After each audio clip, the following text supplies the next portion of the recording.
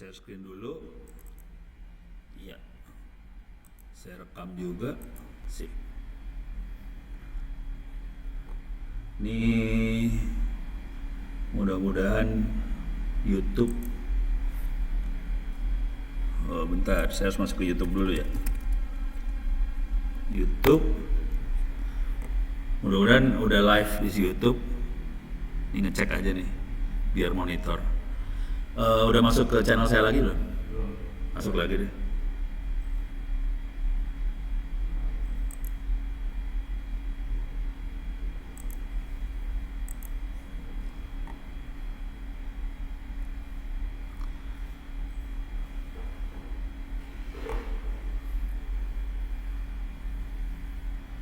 Ini ngecek channel. Tadi kepaksa booting dulu komputernya.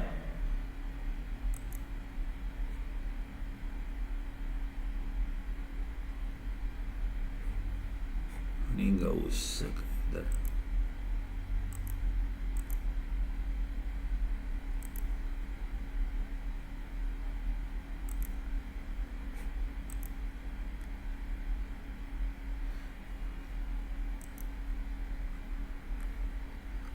Chatnya saya buka dulu.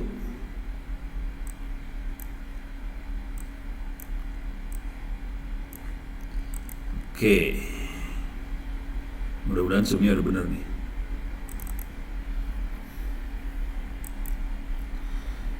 Oke, coba lihat YouTube-nya. Ini live streaming YouTube udah jalan ya. Oke, live streaming YouTube udah jalan. Sekarang kita live beneran dah. Oke, selamat pagi. Sehari 2 kali kuliah ngerendeng capek ya. Kita akan kuliah lagi tentang mikroprosesor. Bentar, saya harus buka kuliahnya dulu. Nah, ini kuliahnya belum dibuka buat publik nih sebenarnya. Lagi nyelesain bahan ujiannya soal salah masuk lagi.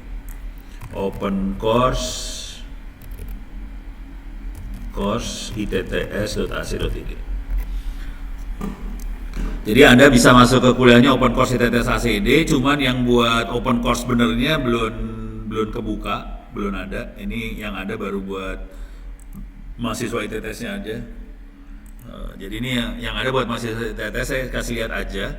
Nanti kalau bang soalnya udah beres, udah semuanya lengkap, baru saya bikin kuliah lagi yang free-nya.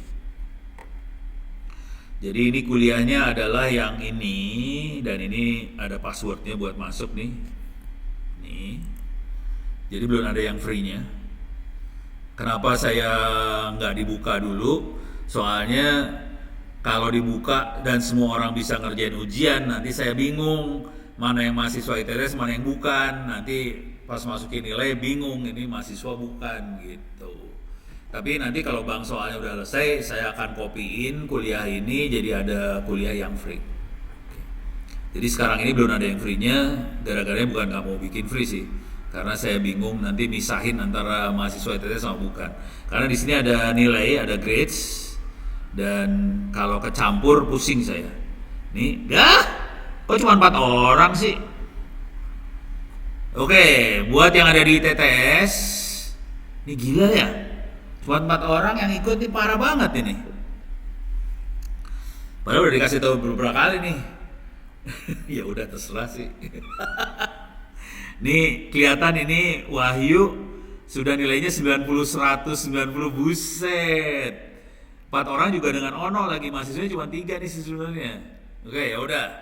Ternyata mahasiswa ITS-nya bandel-bandel, kagak mau ikut kuliah, ya udah serah sendiri, ntar nilainya jeblok lah.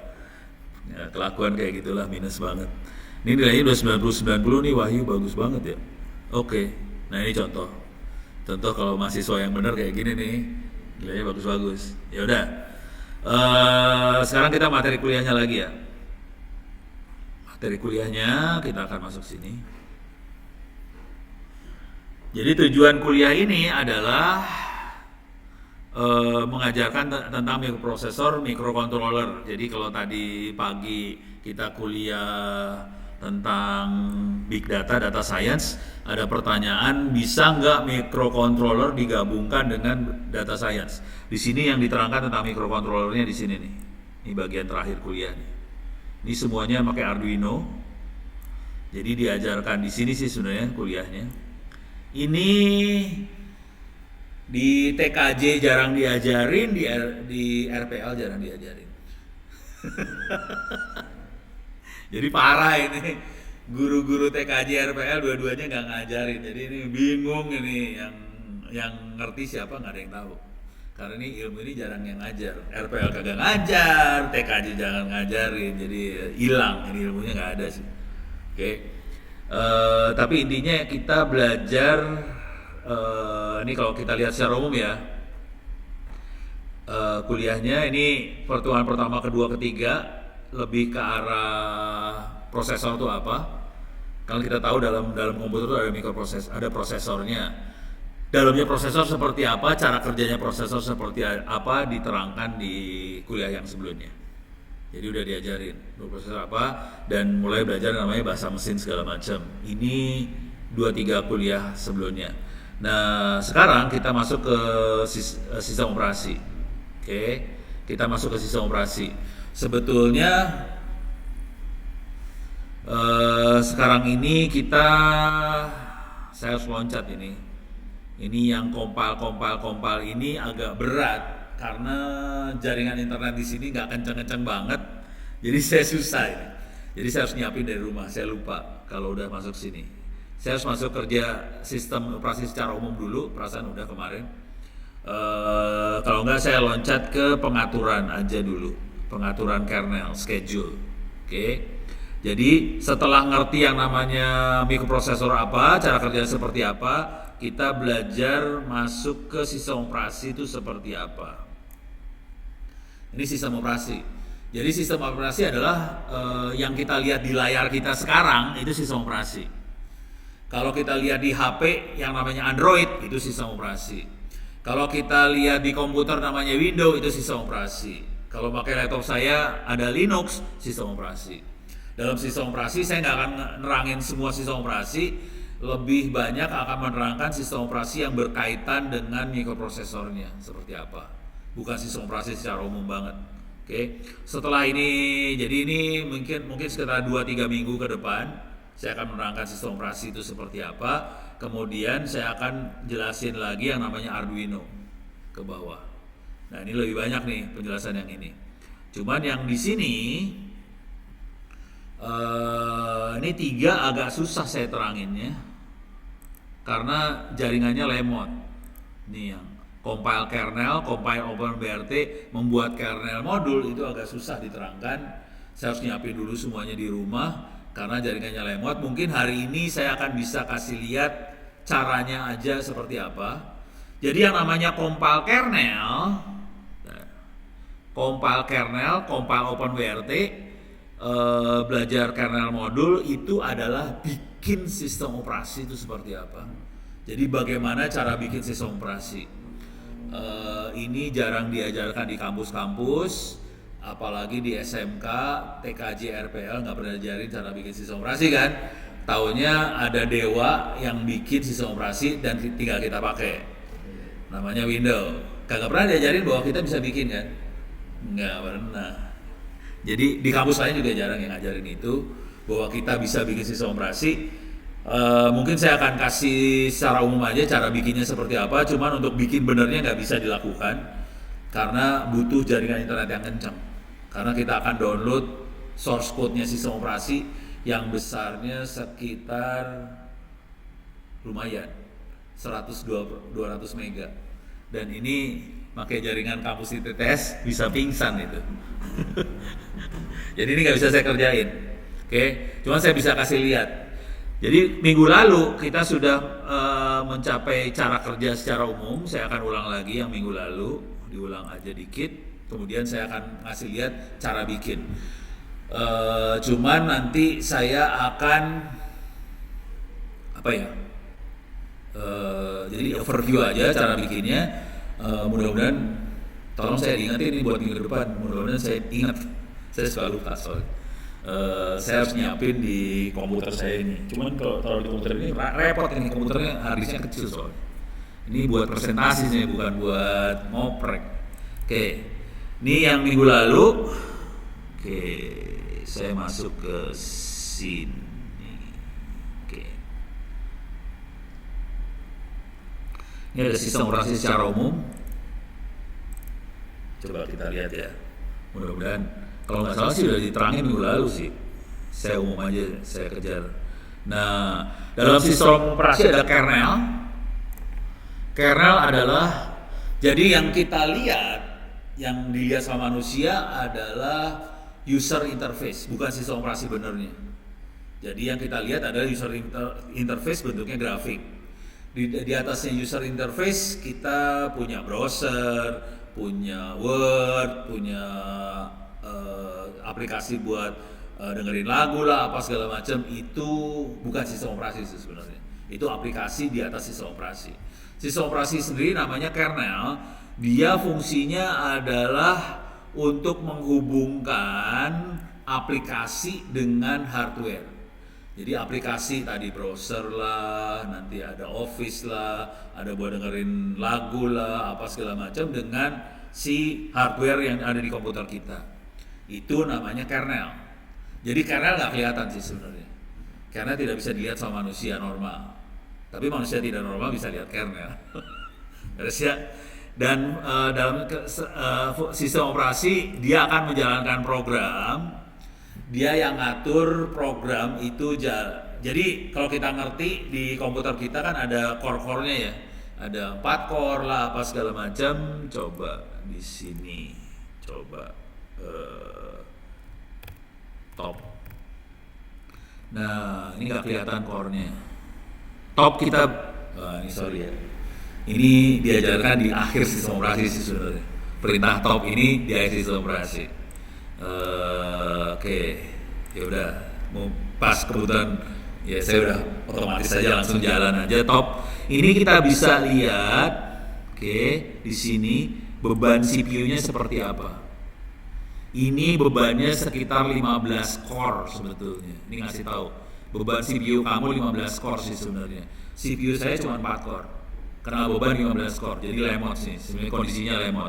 Memori saya ada 8 GB, kepake 3 GB, kosong 3 GB, dipakai 3 GB, buffernya 3 GB. Swap saya 2 GB, kosong 2 GB, tidak dipakai sama sekali. Jadi kita bisa monitoring apa yang terjadi dalam sistem operasi di sini. Dan di sini kita bisa lihat program apa yang lagi jalan kelihatan di sini. Ini ada OBS lagi jalan, ada Kazam lagi jalan, ada Zoom lagi jalan, Pulse Audio lagi jalan. Ini kelihatan yang lagi jalannya. Dia pakai berapa persen dari CPU lagi dipakai, kelihatan semuanya. OBS pakai paling gede. Oke. Cuman ini core-nya nggak kelihatan. Sudo saya install dulu ya. apt install htop. Tadi top aja yang saya jalankan, sekarang saya akan coba install htop. Saya zoom in biar kelihatan ya. Ya, oke. Mudah-mudahan keinstall. Ini jaringan di kampus ini nggak kenceng-kenceng banget, jadi rada-rada stres-stres gimana gitu.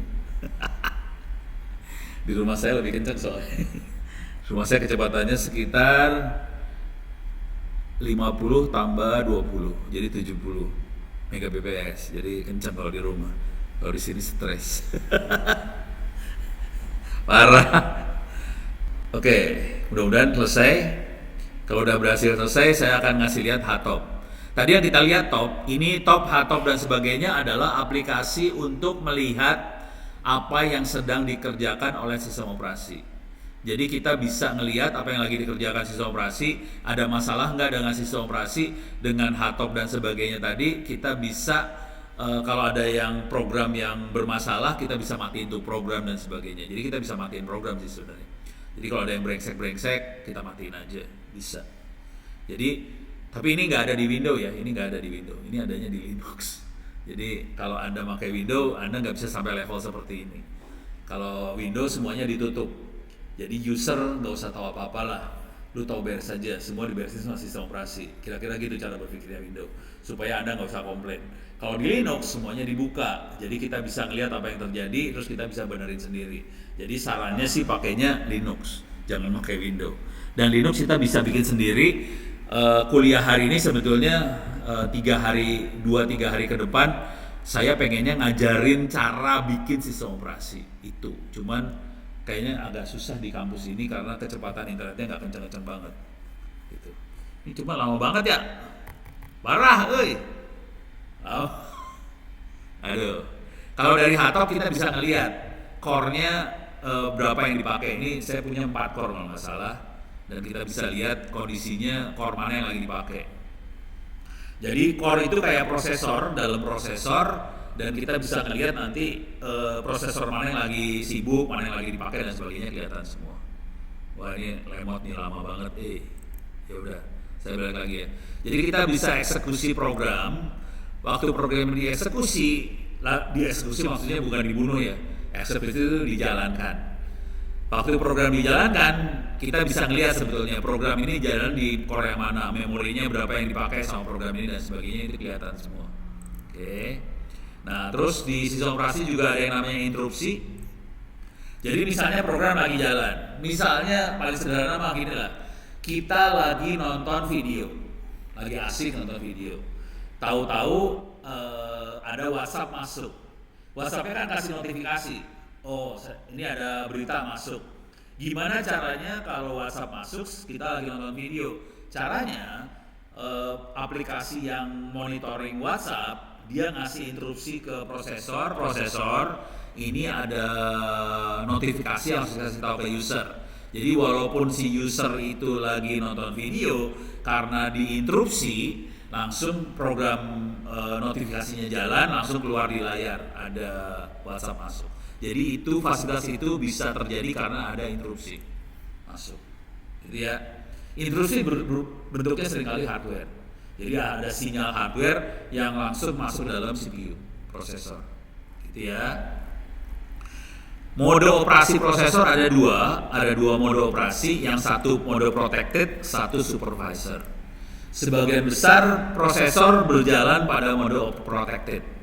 Protected adalah kita nggak bisa make semua fitur yang ada di dalam prosesor. Oke. Jadi itu buat user biasa. Kenapa? Supaya nggak dikuasain. Jadi nggak ngaco-ngaco. Kalau supervisor dia punya kekuasaan penuh, dia bisa macam-macam lah. Oke. Nah, yang seru lagi dari cara kerja sistem operasi adalah manajemen memori. Manajemen memori itu kira-kira kayak gini. Memori itu terbatas, dan kalau kita lagi jalan, kalau kita pernah bikin yang namanya aplikasi atau program dan sebagainya, ada namanya variabel. Oke, misalnya buat nyimpan sesuatu, variabel dipakai segala macam. Jadi misalnya kita ada user nge-web ke server yang kita pakai, ada user nge-web. Konsekuensinya kalau user nge-web, si server harus tahu dong, ini yang nge-web IP address-nya berapa. User ini baru ngelihat halaman yang mana. Terus variabel apa yang dilihat, variabel mana yang harus disimpan. Gitu. Jadi waktu user nge-web itu semua akan disimpan. Nah, simpan itu ada di mana makhluk itu? Nah, ini udah saya alhamdulillah. Kita pakai Hotop aja ya. Clear layar, Hotop. Ini keren nih, beda banget sama yang top tadi ya. Hotop bisa kelihatan saya punya 4 core, dan 4 core-nya lagi 100% semua nih, sekarang kondisinya parah. Jadi saya kondisinya prosesornya 4 core, dan 4 core-nya hampir 100% semua kapasitasnya dipakai. Memori saya ada 8 GB, 3 GB udah kepake. Swap saya ada 2 GB, 0 yang dipakai, nggak ada yang dipakai swapnya. Swap adalah memori yang ada di hard disk. Oke. Tapi memori RAM-nya sendiri saya udah kepake sekian. Dan di sini kita bisa ngelihat lagi, tadi kalau ada kita lagi jalan apa segala macam, ini kelihatan ada apa? Memori yang dipakainya kelihatan di sini nih sebenarnya. Sekian giga yang dipakai segala macam. Prosesornya berapa yang dipakai, kapasitas prosesornya berapa yang dipakai. Yang paling ngabisin adalah streaming ke YouTube ternyata. Streaming ke YouTube tuh nyebelin banget, rekaman video gede juga, zoom lebih kecil. Jadi zoom tuh kecil makanya. Oke. Dan ini kita kelihatan banget sih. Jangan khawatir kayak gini nggak akan bisa lihat di Windows. Windows nggak bisa lihat kayak gini. Jadi sarannya jangan pakai Windows. Emang jelek. Gimana sih lu pada? Ya beres ya. Ini bisa kita lihat. Jadi memori berapa yang dipakai, CPU-nya.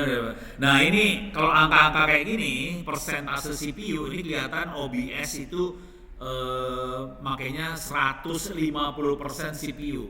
Padahal CPU kan 100% satu CPU. Berarti OBS pakai 1,5 CPU dipakai sendirian sama si OBS buat ngirim streaming ke YouTube. Jadi ini OBS parah banget makanya ternyata. Saya baru tahu juga sih. Zoom cuma 40% dari kapasitas prosesor dipakai sama si Zoom.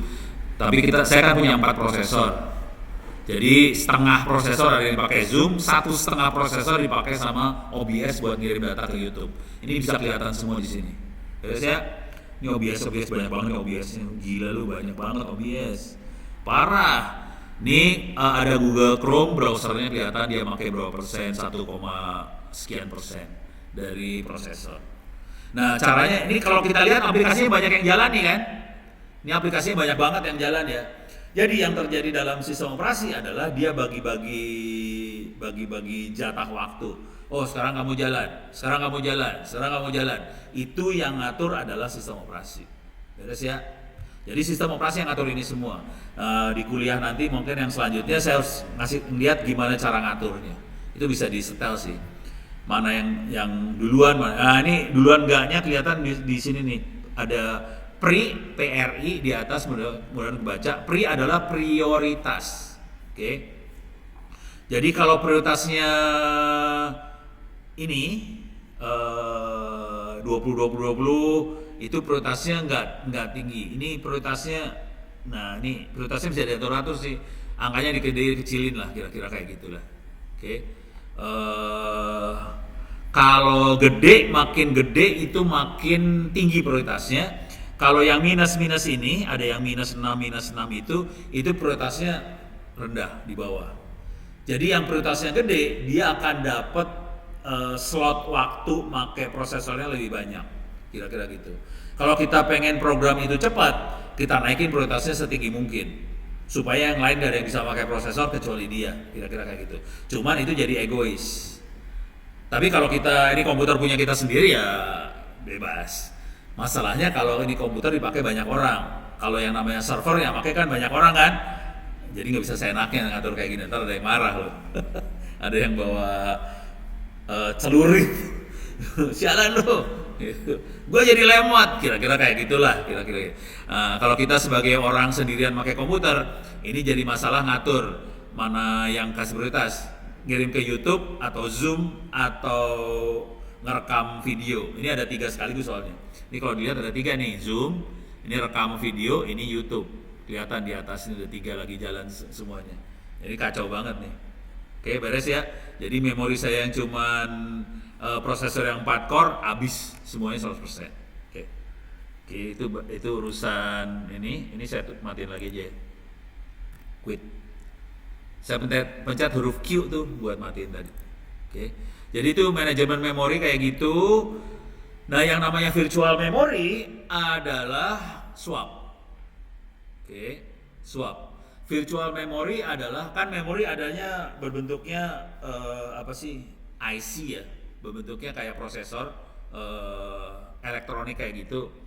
Kalau virtual memory itu memori tapi memorinya ada di hard disk. Konsekuensinya memori ada di hard disk adalah memorinya jadi lemot, pelan. Karena hard disk itu pelan. Kalau memori yang RAM yang lebih mahal daripada hard disk itu kenceng. Nah, sekarang kalau kita perhatiin, sekarang orang cenderungnya pakainya SSD buat hard disk. Kenceng, karena dia bukan mekanik. Dia bentuknya elektronik. Jadi kalau yang bentuknya elektronik kenceng. Oke. Cuman sekarang memori yang tadinya elektronik, harddisk kita bikin elektronik, cuma namanya SSD. Kalau saya kebetulan harddisknya masih harddisk yang bukan, yang ini SSD kita lupa. Yang ini SSD.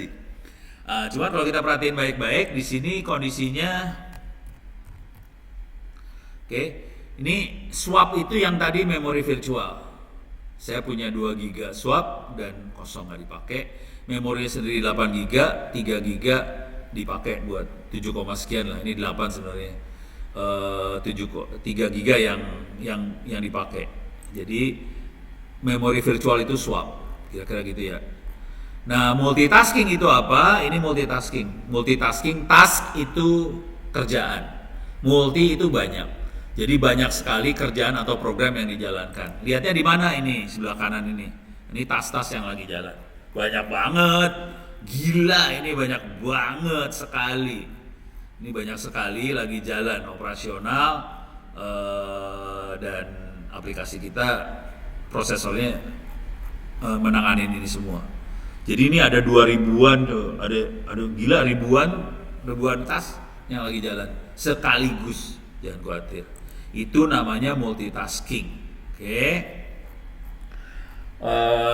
Di sama file system kita udah tahu lah, hard disk sama file system itu ada di hard disk buat nyimpan data dan sebagainya. Kemudian yang penting ada ini ya, ada file system. File system ada banyak macam-macam, ada di Windows ada yang namanya NTFS, ada FAT32 dan sebagainya. Di Linux ada ext3, ext4, ada Razer FS, ada banyak lah. File system itu banyak banget. Yang jadi masalah adalah file system itu nanti yang masalahnya itu gini. Sebetulnya cara berpikirnya gini. Setiap bit data ditaruh di dalam hard disk. Konsekuensi kita harus tahu ini hard disknya ditaruhnya di titik yang mana. Oke. Nah, itu jadi masalah karena address dari prosesor itu menentukan gedenya hard disk yang bisa dia pakai. Kalau dia 32 bit, seingat saya dia cuma bisa pakai hard disk 3 GB. Kalau hard disknya lebih dari 3 GB, dia harus ditipu dikit. Oke, ini 3 GB yang pertama, ini 3 GB yang kedua, ini 3 GB yang ketiga dan seterusnya. Jadi hard disknya nipu sih sebenarnya. Kalau yang mau bagus, pakai prosesor yang 64 bit. Kalau 64 bit itu mau hard disk gede apa juga bisa ke-handle semuanya. Jadi prosesor yang lama yang 32 bit itu maksimumnya cuma 3 GB sebenarnya. Jadi paling kita akan bilang, kan makanya hard disk yang banyak kan hard disk 4 ya, 4 GB. Jadi 3 GB plus lah. 4 GB yang dipakai, sebenarnya dia makanya cuma 3 GB, 3 GB sekian lah. Nah, itu kalau mau punya data banyak harus 3 GB masuk, 3 GB pertama, 3 GB kedua, 3 GB keempat dan seterusnya. Kalau kita punya satu hard disk tapi 10 GB, prosesornya harus yang 64 bit baru bisa bagus itu hard disknya. Itu ceritanya. Nah, file system ini juga masalah. NTFS dia bisa yang 64 bit. Tapi FAT32 namanya juga udah FAT32. Itu cuma 32 bit. Nggak ditulis di sini, nggak ada. Udah mulai jarang dipakai soalnya. Rata-rata udah NTFS atau VFAT makanya. FAT32 udah jarang dipakai. Device driver adalah kalau di orang Windows biasanya nyebutnya driver ya. Iya driver ya. Kalau kita punya hardware baru kan kita harus install drivernya ya. Cuman sekarang juga Windows udah mulai kayak Linux, user nggak usah install driver, nanti sistem operasi nyari driver sendiri di internet, kira-kira kayak gitu. Kalau Linux dari dulunya Linux emang drivernya dimasukin dalam sistem operasi, jadi user nggak usah pusing kepala, tinggal colok aja hardwarenya langsung deteksi itu driver. Tapi kalau kuliah ini saya pengen bisa ngajarin cara bikin driver sih. Networking, jadi networking sebenarnya dilihat juga sebagai kayak file system, kadang-kadang dilihat sebagai file system, tapi bedanya kalau di file system data dikirim ke hard disk, kalau networking data dikirim ke komputer yang satunya lagi. Satu lagi yang urusan sama file system adalah security, sama sistem operasi ya, adalah security, keamanan, Dan ini, sorry, security ini urusannya bisa dibaca-baca di kuliah cyber security saya, terutama masalah forensik ada di situ. Oke, ini ada di kuliah itu, ada di open course nih. Saya buka baru aja lah, kalau nggak kecampur dia. Masuk ke open course. Open course. Di sini ada cyber security, mana dia cyber security di atas kalau nggak salah. Kok nggak ada? More. Kebaksa lihat more.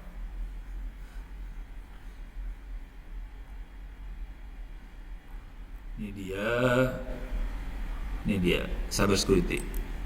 Jadi Anda bisa ngelihat di kuliah cyber security, oke. Di bagian paling bawah, di bagian bawah-bawah, bukan paling bawah sih, yang bawah-bawah aja, turun ke bawah. Nih. Nah, di sini ada forensik. Jadi salah satu masalah besar yang bukan masalah besar ya, salah satu ilmu yang dipakai di sistem operasi yang terkait dengan security atau keamanan adalah forensik ini. Oke. Saya belum ngelepasin ini ke kuliah yang terpisah. Sebetulnya ini adalah ilmu yang terpisah lagi buat cyber security. Oke. Dan kalau ngomong terus terang, buka-bukaan aja. Kalau Anda bisa ngerti ilmu forensik, gajinya sekitar 100-an lah. Kerja 1 minggu. 100 juta rupiah 1 minggu. Berapa teman saya bisa 200 juta rupiah 1 minggu. Jadi gaji sekarang bukan bulanan, gajinya harian, mingguan. Sekali kerja itu 1 minggu gaji 200 juta, kira-kira gitu. Orangnya pada santai-santai semua sih. Kalau nggak saya kasih lihat nih orangnya nih, kalau mau tahu orangnya. Ruby Alamsyah nih, satu. Jago loh, hati-hati nih, orang jago loh, bukan orang sembarangan nih. Ini orang jago. Nih, jago. Satu lagi misalnya ini Calvin Silain. Calvin ini dosen ini, ngajar di SGU juga kalau nggak salah. Dia ngajar di SGU kalau nggak. Tapi dia kalau nggak pindah, lupa ke ngajar di mana. Loh, kok ada Ono? Ini orangnya, mukanya sama saya mirip emang sih, kayak adik kakak, kata orang-orang kayak gitu sih. Ini jago forensik, ini jago juga forensik. Ada berapa orang lah di Indonesia, hitungan jari sih jumlahnya.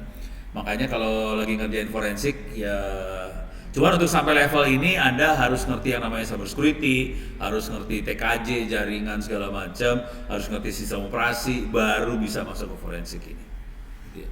Jadi forensik ini hanya bisa kalau kita ngerti sistem operasi, ngerti jaringan, ngerti server, ngerti security, ngerti ngamaninnya, baru bisa masuk yang ini. Ini orang-orang jago, ini bukan orang sembarangan banget sih. Dan mereka punya sertifikat-sertifikat yang internasional buat kayak ginian. Ini kan ada tulisannya ahli forensik digital. Ini juga sama, Calvin juga sama. Cuman Calvin lebih low profile sih. Orangnya lebih low profile. Orangnya low profile banget kalau Calvin. Sama tapi mainannya nggak beda jauh. Ada satu lagi apa, Sitohang apa gitu ya, lupa namanya. Tapi saya pernah barengan webinar sama dia. Forensik, coba forensik. Siapa gitu? Bukan ini. Nggak tahu lah. Ada orang Batak sih, yang pakai siapa ya Batak tuh depannya, belakangnya. Lupa lah. Deh, beres. Nah, sekarang saya akan terusin lagi.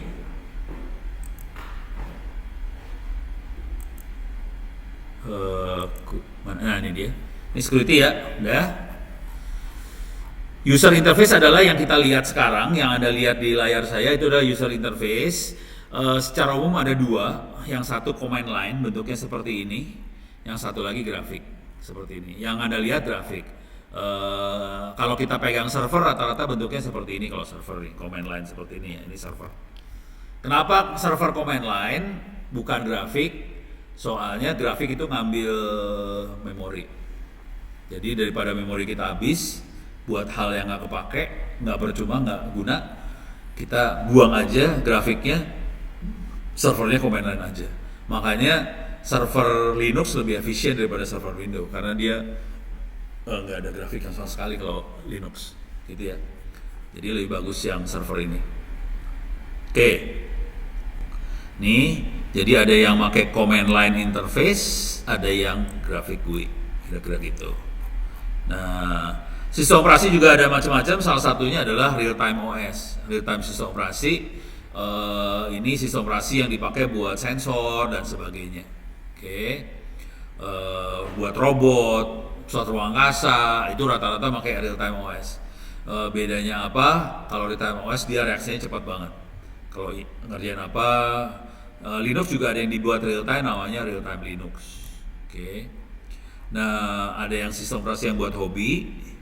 Ini buat belajar mikroprosesor dan sebagainya. Salah satunya ini ada React OS, ada Syllable. Oke. Tapi kalau Anda hobi mikroprosesor bisa ngeliat-liat ngelirik-lirik yang kayak ginian ya. Z80 mikroprosesor kalau nggak salah, bukan prosesor, profesor. Ini dijual nih, udah bentuknya kayak gini nih. Ini bentuknya kayak gini nih. Lihat gambarnya aja ya. Nah, ini makhluknya. Mikroprosesor Z80, ini makhluknya. Nih. Tapi ini buat belajar yang namanya prosesor kerjanya seperti apa sih. Cuman nggak tahu sekarang masih dijual nggak ya. Dulu saya belinya mahal juga ini kayak ginian dulu. Waktu pertama kali saya belajar mikroprosesor ya. Kalau sekarang masih dijual keterlaluan, soalnya ini adalah ilmu sekitar 30 tahun yang lalu. Saya waktu itu masih muda, sekarang kan masih muda juga tetap. Oke, lanjut.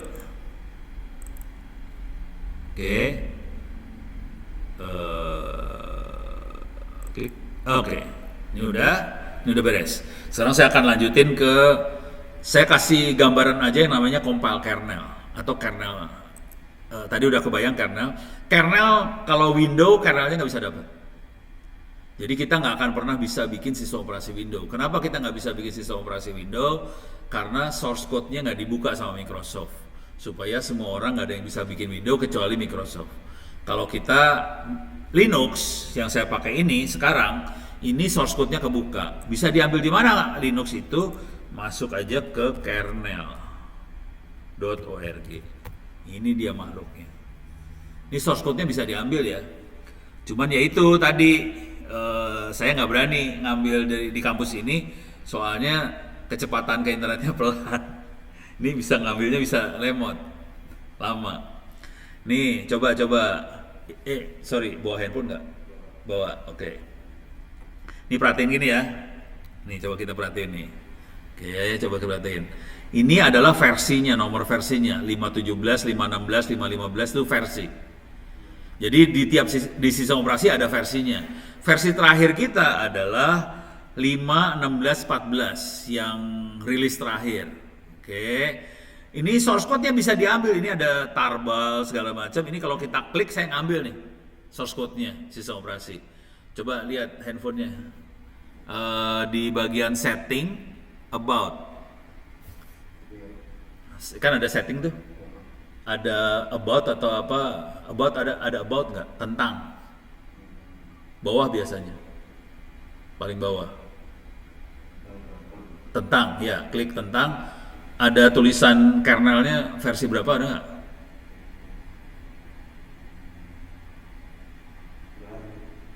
Yang tentang isinya apa itu? Apa? Versi? Oh, coba versi OS. Hah? Coba bawa sini. Penasaran. Coba sini. Oh, versi color, versi Android, tambahan prosesor. Oh, ini apa nih? Batal. Nih. Versi kernel. Ini ada versi kernel ya. Iya. Coba sini aja biar suaranya kedengeran. Versi kernelnya dibacain versi berapa? 49117. Ini 4917. Ini kan ada nih perhatiin di sini ada 49 nih. Ya. Jadi versinya itu sekitar tahun bulan 3 2022 yang 309 kan 117 ya. Yang ini 306 tuh. Yang bulan ini yang 117 nggak tahu kapan, sebelumnya lagi berarti. Jadi kita bisa ngira-ngira kemungkinan ini versi sistem operasi sekitar 2021-an. Iya. Ya. Yang ketahuan kan langsung. Itu di handphone apa itu handphonenya? Realme. Hah? Realme. Xiaomi. Realme. Realme. Iya. Jadi ini ada anak PKL SMK bawa handphone merek Realme, versi kanalnya 49117 ya. Oke, sama kan sama yang ini. Nah sekarang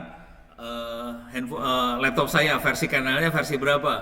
Bisa dilihat sih sebenarnya. Coba caranya masuk Google dulu ya, Ubuntu cek kernel version. Cara ngeceknya gimana? Saya masuk sini aja pakai ini UNAME-R. Oke, saya akan masuk sini, masuk paste di sini UNAME-R, enter. Ini kelihatan versi saya lebih tinggi 513 versi saya. Jadi lebih bagus daripada handphone itu ya. Versinya 513, tapi versi yang paling baru adalah 516. Masih ada yang lebih baru lagi. Jadi tugas kita kalau udah mainan kayak gini, jadi sistem operasi ingat lagi ya, tugasnya sistem operasi adalah jadi yang ngatur antara aplikasi yang di atas dengan hardware. Aplikasi yang di atas bisa browser, bisa aplikasi buat nonton video, buat dengerin lagu dan sebagainya, itu aplikasi namanya. Supaya si aplikasi bisa ngomong sama hardware yang kita pegang, itu butuh yang namanya kernel. Jadi kernel fungsinya buat ngatur antara dua makhluk ini, aplikasi sama hardware. Hardware-nya seperti apa? Hardware-nya bisa berbentuk laptop, hardware-nya bisa berbentuk handphone, hardware-nya bisa berbentuk router, hardware-nya bisa berbentuk apa aja lah. Itu semua hardware. Jadi handphone kita, laptop kita, router kita, sebagian besar sistem operasi yang dipakai namanya Linux sebetulnya. Jadi itu Linux sebenarnya, bukan Android.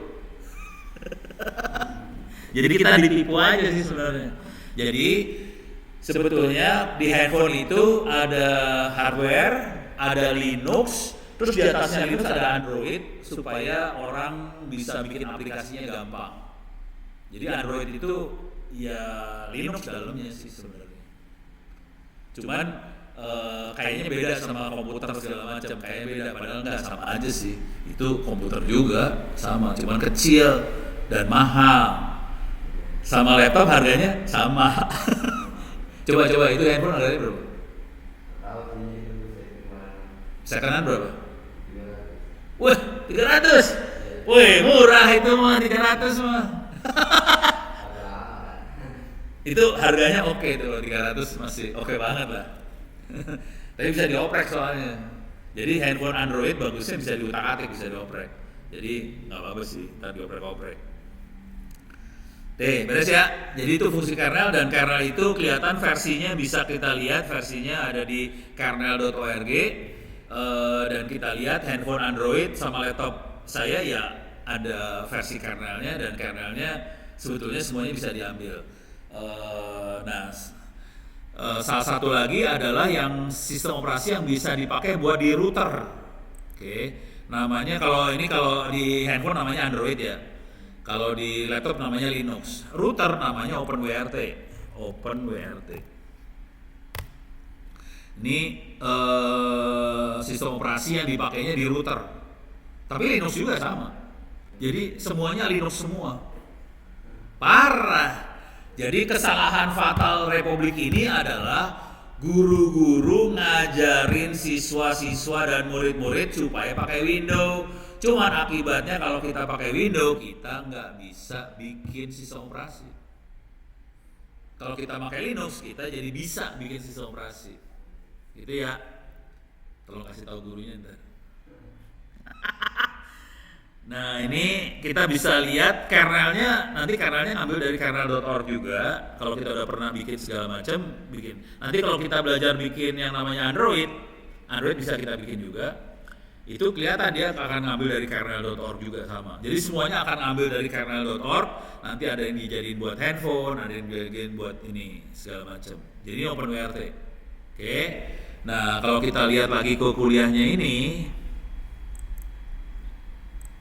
Ini kuliahnya saya gedein ya. Jadi ini sistem operasi ini udah diajarin barusan. Ini udah tahu secara umum. Nah, sekarang fungsi hari ini sebetulnya saya pengen compile kernel. Terus ini compile kernel Linux. Di sini ada compile kernel OpenWrt. Oke. Yang nggak ada di sini adalah bikin Android. Tapi kalau Anda bisa masuk ke kuliah saya, nih, coba masuk ke open course lagi ya. Cuman di kampus ini dosen yang ngajar sistem operasi nggak berani sampai ngajarin bikin Android sendiri. Saya dulu ngajarin bikin Android sendiri soalnya. Oke, ini masuk ke kuliah di open course. Jadi silakan masuk ke kuliah open course. Di sini ada kuliah sistem operasi. Mana dia sistem operasi? Ini dia operating system. Oke, silakan diklik operating system. Kalau ini kuliah sistem operasi, beda banget, beda sama kuliah yang mikroprosesor ini ya. Oke, kita turun ke bawah. Sorry salah. Ini di sini. Ini bagian paling bawah ya. Ini sistem operasi, ini kuliah sistem operasi bukan kuliah jaringan, beda. Ini di sini yang paling bawah adalah membuat sistem operasi Android sendiri. Bisa, jadi itu handphone bisa diganti sistem operasinya. Kan komputer bisa kita install ulang kan? Handphone juga bisa kita install ulang kan di OS. Bisa. Parah ya. Parah ya, ngeri kan? Saya berani taruhan sih, kalau bisa ngerjain itu, gurunya pada takut semua. Wih, jago nih anak. Gitu. Jadi bisa belajar itu sih. Jadi sistem operasi bisa kita buat sendiri, versinya lebih bagus, lebih stabil segala macam. Cuma nanti yang seru, kalau saran saya sih belajar Linux dulu. Kalau belajar Linux, soalnya itu sama Linux sama sih. Jadi handphone sama Linux sama isinya. Seringkali kan kalau orang ngoprekan handphone kan pasti pertanyaannya, ini Androidnya bisa di root nggak? Gitu kan? Coba perhatiin di tempat diskusi lah. Pasti kalau kita lagi ngoprek Android, pertanyaannya Androidnya bisa di root nggak? Root itu apa? Root cuma gini doang, ini root. Root tuh yang ininya pager. Itu root. Handphone kita bisa sebetulnya. Ya cuman daripada handphone kita dirusakin, udah pakai komputer aja kita jadi ngerut belajar di komputer dulu. Orang sama isinya. Jadi kalau udah sering pakai Linux, pakai Android, pakai ketawa-ketawa doang, orang sama isinya. Cuman kalau kita pakai Windows, pakai Android kayaknya wah gimana, padahal sama aja sama Linux. Terus ya, sip ya. Oke. Ini terus, ini saya akan nerangin nanti pelan-pelan bagaimana langkah buat compile. Cuman sebelum saya terlalu jauh, saya akan lihat zoom-nya. Streaming. Coba ada pertanyaan nggak di streaming?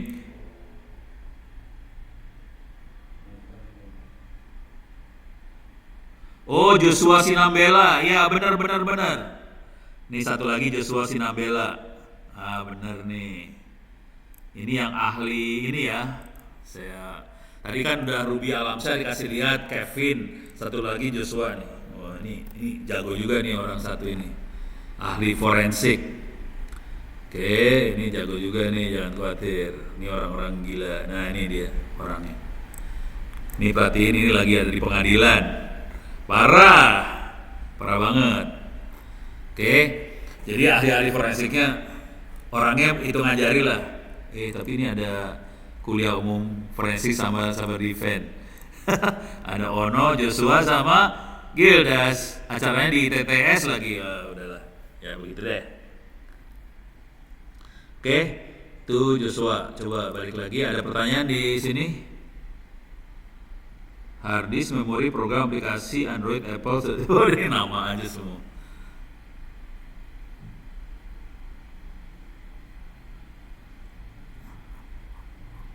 Oke, kita lanjut lagi ya. Oke, sekarang caranya ngompil. Cara ngompilnya. Cuma saya nggak bisa praktekin. Mudah-mudahan minggu depan saya bisa. Cuman untuk bisa ngompil kernel beneran, saya harus nyiapin hard disk tambahan di komputer saya ini. Jadi saya perlu nambah hard disk. Memori sih cukup, hard disknya nggak cukup sih.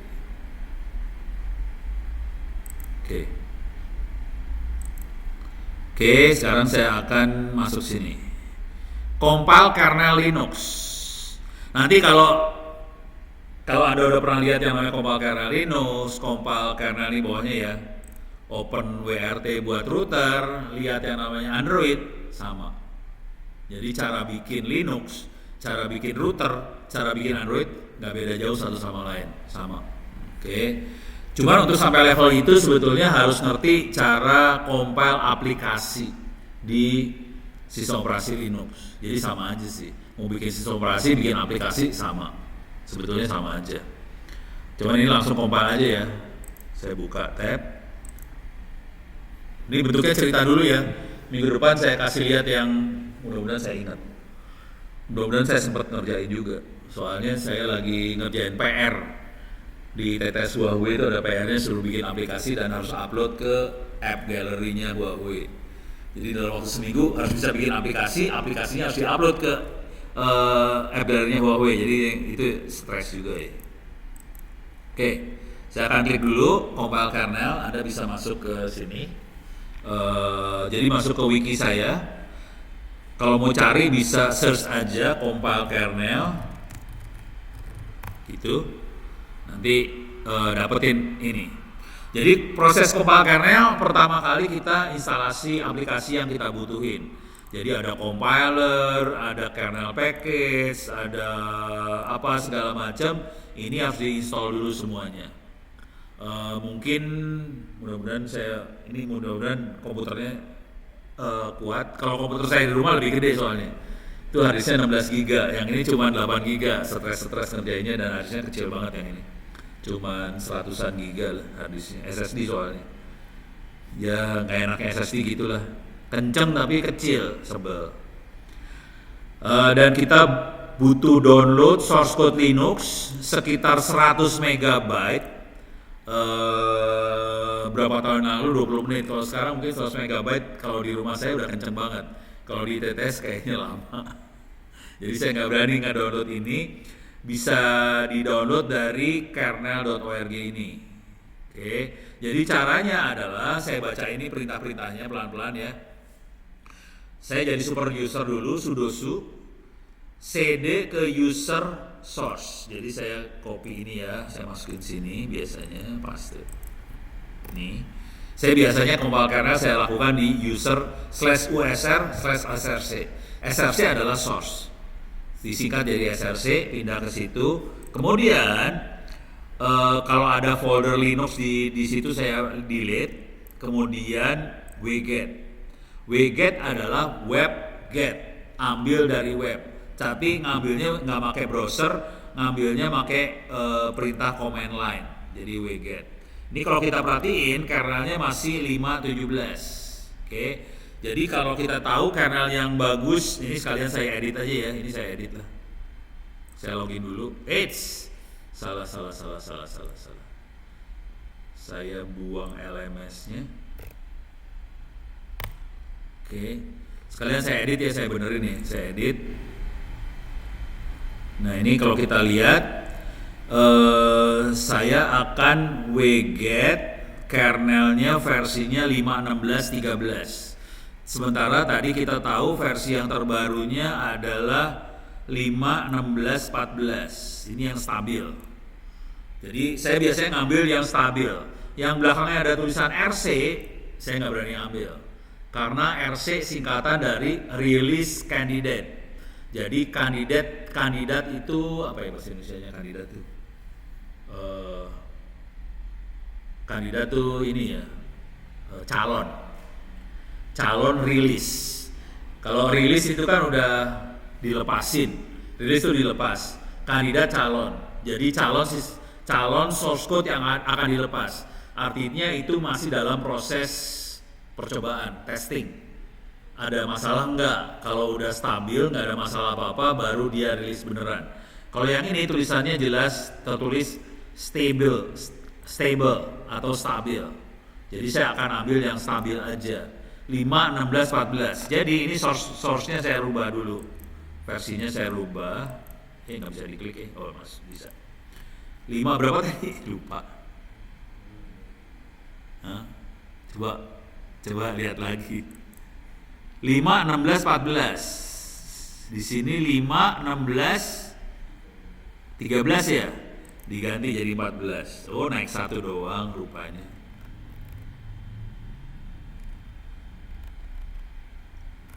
Di sini naikin 1. 14. Ini next. Sorry.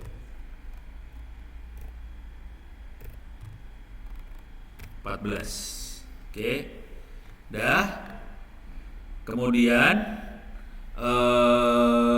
kalau udah dibuka, kemudian kita bikin folder yang sama, kan foldernya dia adalah Linux 5.16.14. Dibikin supaya dia bisa dibaca juga sebagai user source Linux. Caranya pakai ln-s itu supaya dua folder ini bisa di-copy ke sini. Bisa dibaca juga sebagai user source Linux. Folder aslinya adalah user source Linux 5.16.14. Bisa dibaca juga sebagai user source Linux. Kemudian, nah di sini bagian ini save dulu biar aman. Save changes biar saya aman. Oke, nggak rugi saya ngerubah. Berarti saya perubahannya nggak drastis banget ya. Udah sempat ngoprek berarti kemarin. Nah ini udah. Sekarang kita mulai mengkonfigurasi kernel itu. Konfigurasinya, jadi kernel itu dalam bahasa sederhananya gini. Kernel itu bisa kita konfigurasi. Misal gini. Saya bisa ngasih tahu ke kernel kamu harus bisa ngomong sama NTFS. Kamu harus bisa ngomong ke jaringan wireless WiFi untuk hardware ini. Jadi kita ngasih tahu ke kernelnya. Jadi ngasih taunya itu namanya konfigurasi kernel. Jadi kernel waktu kita bikin, kita bisa konfigurasi dia bisa ngerjain apa aja. Dia kenal hardware apa aja. Jadi nggak kalau semua hardware dimasukin, kernelnya gede banget. Ini terutama kita butuhin supaya handphone itu nggak gede, harddisknya nggak gede. Jadi kita set aja kernelnya cuma kenal ini aja. Yang lain nggak usah, soalnya kan emang hardware-nya nggak ada, nggak kita colokin ke handphone supaya kernelnya jadi kecil. Kita konfigurasi sih sebenarnya. Jadi caranya adalah kita copy dulu file konfigurasi defaultnya kernel. Jadi kernel punya file default, di-copyin. Kemudian di sini ada make menu config. Make menu config itu mengkonfigurasi kernel. Oke. Kita bisa juga edit pakai text editor. VI itu text editor, kita bisa edit .config ini bisa diedit. Coba kita lihat bentuknya seperti apa. Make menu config. Bentuknya kira-kira warna biru sih biasanya. Tuh kelihatan tuh. Biru putih. Nah ini dia. Bentuknya kayak gini. Pokoknya nggak manusiawi banget. Saya klik aja ya. Klik. Bisa kelihatan ya. Ini aja dan kayaknya lebih manusiawi sedikit. Nah, di sini bisa kita set sih sebenarnya. Dia support bus apa aja. Misalnya dalam ada SATA, ada ATA, ada segala macam kan. Dalam hardware itu ada SATA, ATA segala macam. Mau support yang mana aja. Terus ini ya udah diatur semua di sini nih sebenarnya. Ngaturnya di sini semua nih. Harus lihat-lihat ini tampilannya kita lihat sih. Bisa digedein nggak ya? Nih. Oh ini dia. Nih. Kok burung burung. Coba. Mudah-mudahan. Oh ada di Wikipedia ya. Coba mudah-mudahan nggak terlalu burung. Nah, ini kelihatan dia support file system apa aja. Bisa diklik ini nanti dia kasih pilihan file sistemnya apa aja, mau mana yang gue. Terus dia punya kalau mau security apa aja yang mau disupport bisa klik. Jadi nanti sebetulnya proses konfigurasi kernelnya kita harus milih mana yang diaktifin, mana yang tidak diaktifin. Klik. Kalau mau gila semua diaktifin. Kernelnya gede banget. Tapi kita colok apa aja aman, semuanya beres. Cuman gede gitu aja dan lama prosesnya. Ngompil kernel ini butuh waktu sekitar semalam. Jadi nggak bisa di waktu kuliah. Jadi misalnya saya paling bisa ngasih lihat bagaimana mengkonfigurasi. Tapi kalau ngompil supaya jadi sistem operasi baru semalam jadi. Jadi lama nih prosesnya, bukan proses sebentar. Beres ya? Nah terus ya nggak bisa balik saya tutup dulu. Kalau mau dicoba di komputer yang jarang dipakai yang mana? Itu jarang dipakai. Paling ujung jarang dipakai yang itu. Kalau mau dicoba di ujung situ sih. Jadi itu nyalain aja. Hampir tiap hari datang kan? Kalau mau dicoba di situ dicobain. Jadi ini perintahnya bisa dicobain. Oke, saya kasih lihat dulu ya. Biar cobain ntar malam. Jalin aja semalam. Komputer itu aja jalanin, nanti mati aja. Yang saat itu jangan matiin supaya dia download sistem operasi, download source code-nya. Jadi kan gini nih, susah banget sih. Balik lagi ke wikinya mana nih? Mana wikinya? Ini dia. Jadi ini kan download nih sebelah sini nih. Ini kan download nih. Ini WG tuh download ya. Ini kerjain semalam. Ini download, udah. Jadi ini kerjain. Tapi harus ngerti Linux dulu. Udah sering pakai Linux belum? Harus belajar Linux loh. ya udah jangan dipaksain, nanti pusing kepala. Tapi kira-kira harus install ini dulu. Terus ini harus dikerjain, ini bakal semalam, bukan ini nggak semalam ya. Kita konfigurasi di sini, ini contoh lain konfigurasi, ini konfigurasi. Oke, udah gitu compile cuma kayak gini aja, make all. CD user source Linux make all, langsung dikompil semuanya. Kalau mau lebih gila lagi, make module install. Ini kalau setelah make all kan semua jadi. Terus kita perlu installnya cuma gini doang. Make module install sama make install. Jadi cuma gini aja. Bikin OS cuma gini doang, udah. Cuman semalam. Lama, jangan khawatir, ini mah gila. Udah gitu kita update group. Group itu gini, pas Linuxnya ini di booting, nyala, kan kita bisa milih mau masuk sistem operasi apa. Biasanya kemungkinan yang komputer-komputer ini ada 2 sistem operasi, ada Windows, ada Linux. Cuman defaultnya dia ke Linux. Oke. Nah, karena kita bikin sistem informasi baru, OS-nya ada yang baru, nanti kita kasih pilihan juga masuk ke Linux yang baru atau ke Linux yang lama. Jadi ini update group ini fungsinya buat itu doang, buat ngupdate pilihan. Jadi cuma gini aja bikin sistem operasi sebenarnya. Beres ya, sip ya, oke. Cuman kalau nggak mau bikin cara gini, bisa pakai cara ini, cara nggak usah bikin juga bisa sih. Cuman tetap aja download. Jadi caranya